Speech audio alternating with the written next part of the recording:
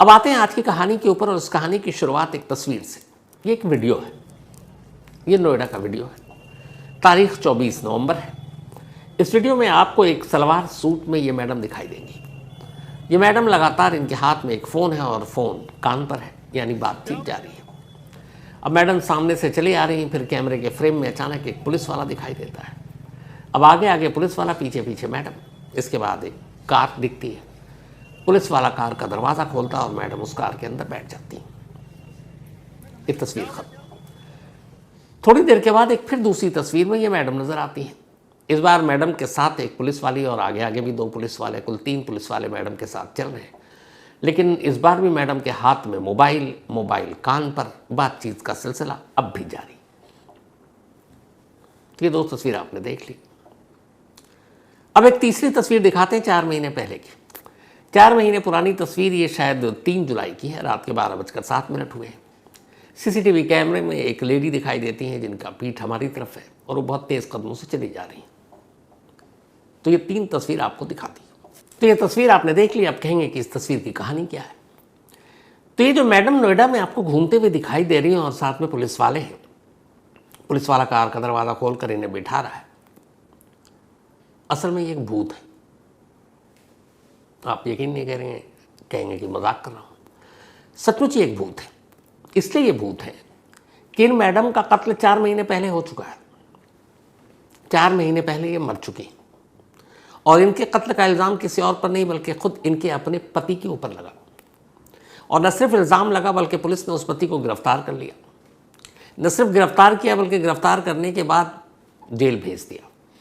न सिर्फ जेल भेजा बल्कि 3 महीना जब बीत गए तो जो एक तय मियाद होती है 90 दिन के अंदर चार्जशीट दाखिल करना, आरोप पत्र दायर करना, तो पुलिस ने चार्जशीट भी दाखिल कर दी। और चार्जशीट में इल्ज़ाम यही था कि इस पति ने अपनी पत्नी को किडनैप किया, किडनैप करने के बाद उसका कत्ल किया, कत्ल करने के बाद उसकी लाश को कहीं छुपा दिया। ये सब कुछ कानून के पन्नों में दर्ज है। पति अभी, जब मैं आपको कहानी सुना रहा, इस वक्त भी जेल में है, पिछले 4 महीने से। लेकिन जिस पत्नी के कत्ल का इल्ज़ाम है वो पत्नी भूत बनकर पिछले 4 महीने से नोएडा में घूम रही है। और अब जब उस भूत को कुछ लोगों ने पहचान लिया तो पुलिस पहुंची, और इस वक्त वो मैडम पुलिस के साथ है, कायदे से हिरासत में है। लेकिन इस वीडियो को देखकर कहीं से लगता नहीं है कि ये हिरासत में है। ऐसा लगता है बल्कि पुलिस वाले उनकी रखवाली के लिए या उनके मुहाफिज बनकर चल रहे हैं। और वो लगातार हिरासत में भी, हाथ में फ़ोन पर बातचीत, और कंटिन्यू बातचीत चल रही है। तो आपने अभी अभी जो देखा वो एक जिंदा भूत है जो 4 महीने पहले जिनका कत्ल हो चुका है। अब पूरी कहानी क्या है, तो फिर आपको पूरी कहानी सुनाता हूं। इसी साल मार्च में बिहार के मोतिहारी इलाके में रंजीत कुमार नाम के एक लड़के की शादी होती है। शादी घर वालों की मर्जी से हुई थी। रंजीत पढ़ा लिखा, ठीक ठाक परिवार। रिश्ते की बात चली तो पड़ोस के गांव में एक लड़की जिसका नाम गुंजा, तो गुंजा के साथ रिश्ता तय होता है। दोनों परिवार राजी होने के बाद मार्च 2025 में गुंजा और रंजीत की शादी कर दी जाती है। शादी के कुछ दिन के बाद गुंजा अपने ससुराल पहुंच जाती है। अब गुंजा ससुराल में है, पति पत्नी दोनों खुश हैं। धीरे धीरे वक्त आगे बढ़ रहा है। लेकिन जैसे जैसे वक्त आगे बढ़ रहा है तो गुंजा की जो हरकतें हैं वो ससुराल वाले अब नोटिस करना शुरू करते हैं। वो देखते हैं कि जब रंजीत यानी उसका पति चला जाता काम पर तो गुंजा अपने मोबाइल पर लग जाती। पहले तो घर वालों को यही लगा कि बेचारी ससुराल आई है, मायके की याद आती है, माँ बाप भाई बहन से बातें होती होंगी। चलता रहा, लेकिन बातों का सिलसिला मिनटों से जब घंटों में तब्दील हो गया तब उन्हें शक हुआ। उन्होंने अपने बेटे को बताया कि बहू तो दिन भर फ़ोन पे ही लगी रहती है। अब रंजीत ने भी देखा कई बार जब उसकी छुट्टी होती, संडे को वो घर पे होता, तो उसकी बीवी दूर बैठकर कहीं फ़ोन पे लगी रहती और घंटों। रंजीत ने पूछा कि क्या तुम्हें घर वालों की याद आती है, माँ बाप भाई बहन? तो फिर मैं तुम्हें ले चलता हूँ, कुछ दिन वहाँ रह लो। कहती नहीं, ऐसी कोई बात नहीं है। लेकिन धीरे धीरे अब रंजीत को भी शक होने लगता है। रंजीत अब उसका मोबाइल चेक करने की कोशिश करता है। गुंजा मना कर देती है। फ़ोन लॉक लगा रखा था उसने, वो उसको पासवर्ड पता नहीं, मोबाइल छूने नहीं देती, खोलने नहीं देती। अब रंजीत के दिल में शक पैदा होने लगा। कई बार इस बात को लेकर झगड़ भी पड़े दोनों। फिर आती है 3 मार्च की रात। 3 मार्च 2025 रंजीत और गुंजा एक कमरे में सो रहे थे। तभी 3 मार्च 2025 की उस रात देर रात आंख खुली तो रंजीत ने महसूस किया कि गुंजा उसके पास बराबर में नहीं लेटी हुई है। उसने देखा, बत्ती जलाई, देखा गुंजा है नहीं। बाहर निकला, दूसरे कमरों में देखा, वॉशरूम में देखा, कहीं नहीं। फिर अपने माँ बाप को उठाया, दरवाज़ा देखा, अंदर से कुंडी जो है खुली हुई है, वरना लोग लगा कर सोते हैं। अब उसे फिक्र होने लगी, वो बाहर भागा, बदहवास इधर उधर देखने लगा। रात को पड़ोसी भी जागे, कहीं है नहीं आसपास। ससुराल फ़ोन किया, उन्होंने कहा नहीं यहाँ तो है नहीं। फिर सीसीटीवी कैमरा खंगाला गया। जब सीसीटीवी कैमरा खंगाला गया तो ये वही कैमरा है जो मैंने आपको शुरू में दिखाया। 3 मार्च बल्कि 3 जुलाई शादी के 4 महीने बाद की है। रात के 12:07 पर कैमरे में वक्त दिखा रहा है और इस कैमरे में यही गुंजा, रंजीत की वाइफ, तेज़ कदमों से कुछ घबराई हुई सी घर से बाहर निकलती है और फिर तेज़ी के साथ ही कैमरे के फ्रेम से गायब हो जाती है। अब जब उसने देखा कि वो तेज़ कदमों से जा रही है, आसपास कहीं खबर नहीं, चारों तरफ ढूंढ लिया। अगले दिन 4 जुलाई को अब रंजीत अपने घर वालों के साथ अरेजा पुलिस स्टेशन में वहाँ पहुँचता है मोतिहारी में, और वहाँ जाकर अपनी वाइफ की गुमशुदगी की रिपोर्ट लिखा देता है। और वो ये भी बताता है कि रात को वो एक सीसीटीवी कैमरे में जाते हुए दिख रही है। पुलिस वाले कहते हैं वो कैमरा वैमरा छोड़ दो, वो हमारा काम है। गुमशुदगी की रिपोर्ट लिखते हैं और फिर कहते हैं कि तुमने तो गायब नहीं किया। फिर कहते हैं देखो मैं तो ढूंढूंगा, लेकिन तुम भी ढूंढो, मिल जाए तो बताना। परेशान रंजीत कहता है ठीक है, वहाँ से निकल लेता है। ससुराल वालों को पता, ससुराल वाले भी पहुँच चुके थे। अब सब मिलकर इधर उधर अपने जानकार दोस्तों सबको ढूंढ रहे हैं, कहीं कोई नहीं मिल रहा है। तभी 7 जुलाई को अचानक गुंजा के घर वाले यानी रंजीत के ससुराल वाले उसी पुलिस स्टेशन में पहुंचते हैं और एक नई कंप्लेंट दर्ज करा देते हैं। वो कहते हैं हमें शक है कि रंजीत ने दहेज की वजह से हमारी बेटी को मार दिया, मारने के बाद लाश कहीं छुपा दी। अब वैसे ही 4 दिन से पुलिस, रंजीत ने जो शिकायत की उस पर कोई एक्शन नहीं लिया, उल्टा कहा तुम ढूंढो। अब ससुराल वालों ने जब कंप्लेंट लिखी तो बस आनन फानन में पुलिस ने बिना कोई इंक्वायरी, बिना किसी जांच के सीधे रंजीत को गिरफ्तार कर लिया। एफआईआर दर्ज की। एफआईआर में ये था कि रंजीत ने अपनी बीवी गुंजा को किडनैप किया, उसे मार डाला और लाश कहीं छुपा दिया। अब हम उससे उगलवाएंगे कि लाश कहाँ छुपाई है। एफआईआर दर्ज, रंजीत गिरफ्तार। अब पुलिस के लिए मामला बड़ा आसान हो गया। कंप्लेंट पे बिना किसी तफ्तीश, बिना किसी जांच, बिना गुंजा को ढूंढे हुए, बिना उसकी लाश को ढूंढे हुए सारा इल्ज़ाम का ठीकरा रंजीत यानी गुंजा के ही पति पर डाल दिया। और उसके बाद उसकी पुलिस कस्टडी ली, उससे पूछताछ की, एफआईआर दर्ज, पुलिस रिमांड पूरी हुई। लेकिन न गुंजा की लाश का सुराग मिला, ना ही रंजीत ने अपना जुर्म कबूल किया। पर पुलिस को इससे क्या फ़र्क पड़ता है। इसके बाद पुलिस हिरासत की मियाद खत्म हुई, रंजीत को भेज दिया गया जेल। अब रंजीत जेल में। कमाल का केस था कि लाश है ही नहीं और रंजीत जेल में अपनी पत्नी के कत्ल के इल्ज़ाम में।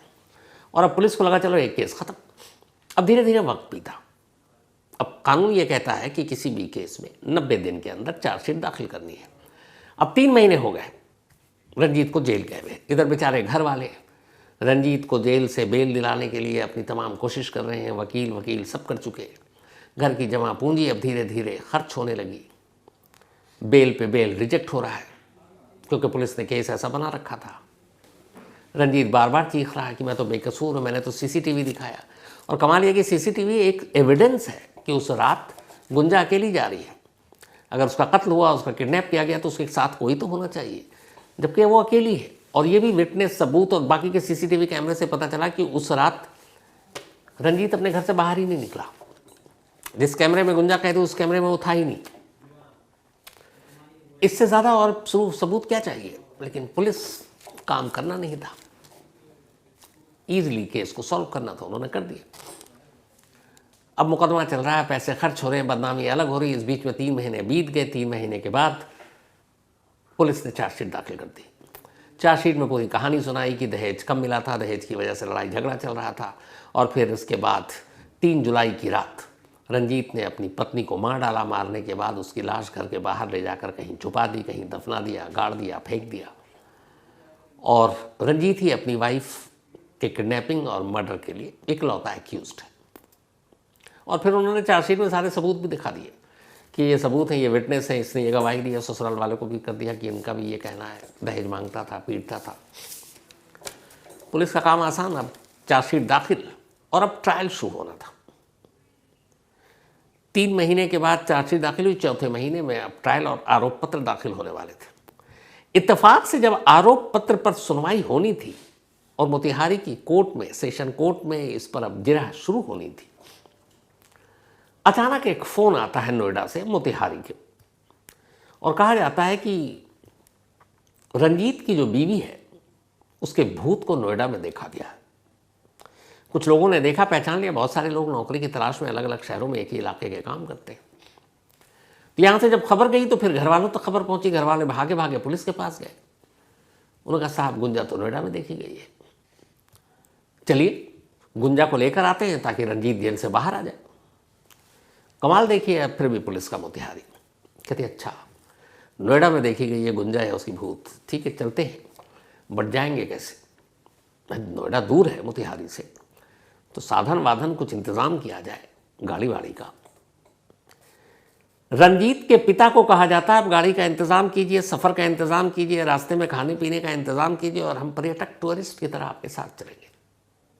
एक केस है जो मर्डर का केस है और उस पर पुलिस का ही रवैया, जबकि कानून ये है कि किसी भी केस में जो रजिस्टर हो गया है, अगर उसमें आपको कहीं कोई सुराग मिलता है, कोई अरेस्टिंग करनी है, कहीं से एविडेंस कलेक्ट करना है, तो पुलिस सरकारी खर्च पड़ जाती है। बाकायदा हर पुलिस, हर स्टेट सेंट्रल एजेंसियों को एक पुलिस में अलग से फंड होता है जो इन्वेस्टिगेशन के ऊपर खर्च किया जाता है और ये पैसे सरकार देती है। तो अगर मोतिहारी से नोएडा आना है, अब वो अलग बात है, डिपेंड करता है सिचुएशन पर कि आप ट्रेन से आ रहे हैं, कि आप प्लेन से आ रहे हैं, कि बाय रोड आ रहे हैं, लेकिन वो खर्च, वो बजट आप बिल दीजिए, अगर आपने गाड़ी हायर किया वो सरकार देगी, वो पुलिस देगी। लेकिन यहाँ कमाल, पुलिस कहती है कि ठीक है चलेंगे, हम उसको लेकर तो आएंगे, लेकिन पहुँचे नोएडा कैसे, तो आप गाड़ी वाड़ी हायर कीजिए। अब मरता क्या ना करता, रंजीत के पिता एक गाड़ी हायर करते हैं, सब हो गया, कहते हैं आइए साहब। अब पुलिस वाले गाड़ी में बैठते हैं, वहाँ से अब पहुँचते हैं नोएडा। नज़दीक तो है नहीं, कई 100 किलोमीटर है। रास्ते में खाते पीते रंजीत के घर वालों का एक तरह से टूरिस्ट बनकर नोएडा पहुँचते हैं। नोएडा आते हैं, फिर शख्स ने बताया था कि यहाँ उसकी भूत देखी गई है, उसके बाद उधर जाया जाता है, फिर एक घर पहुँचती है पुलिस, नोएडा पुलिस की मदद से। घर की घंटी बजाई जाती है, दरवाज़ा खुलता है, अंदर 2 लोग दिखाई देते हैं। एक उसी रंजीत की पत्नी का भूत यानी गुंजा, जिसके कत्ल के इल्ज़ाम में रंजीत 4 महीने से जेल में, अभी भी जेल में है, और दूसरा एक और शख्स। अब पुलिस दोनों से पूछताछ करती है, गुंजा को अपने साथ लेती है। ये जो वीडियो आपने देखा फ़ोन पर, ये उसी वक्त का है। तब भी गुंजा के हाव भाव वही, पुलिस की साथ ऐसे चल रही है जैसे पुलिस वाले उसकी सिक्योरिटी दे रहे हैं, फ़ोन पे लगातार लगी हुई है। और इसके बाद खैर पुलिस अब इसे लेकर मोतिहारी पहुंचती है। अब जैसी ये कहानी सामने आई, एक रिपोर्टर पहुंचता है इसी थाने के, तो मेन सबसे बड़े अफसर हैं, और बोलता है कि भाई ये क्या है, एक बंदा 4 महीने से जेल में है, अपनी ही बीवी के कत्ल का इल्ज़ाम है, आपने चार्जशीट दाखिल कर दी, पूरी कहानी सुना दी, सारे सबूत इकट्ठा करके कोर्ट में दे दिए कि यही है, बट उसके भूत तो नोएडा में घूम रही है 4 महीने से, तो आप कुछ कहेंगे? उस एरिया के जो पुलिस वाले बड़े साहब हैं, उनका आप जवाब सुनेंगे तो हंसी आ जाएगी। ऐसा लग रहा था वो पुलिस वाले हैं ही नहीं, ऐसा लग रहा था कि जैसे वो नेता या मंत्री हैं। उन्होंने कहा कि असल में साहब जब ये हुआ जुलाई में, जब वो गुंजा गायब हुई या उसका कत्ल हुआ, तब मैंने यहाँ आकर पद ग्रहण किया ही नहीं था।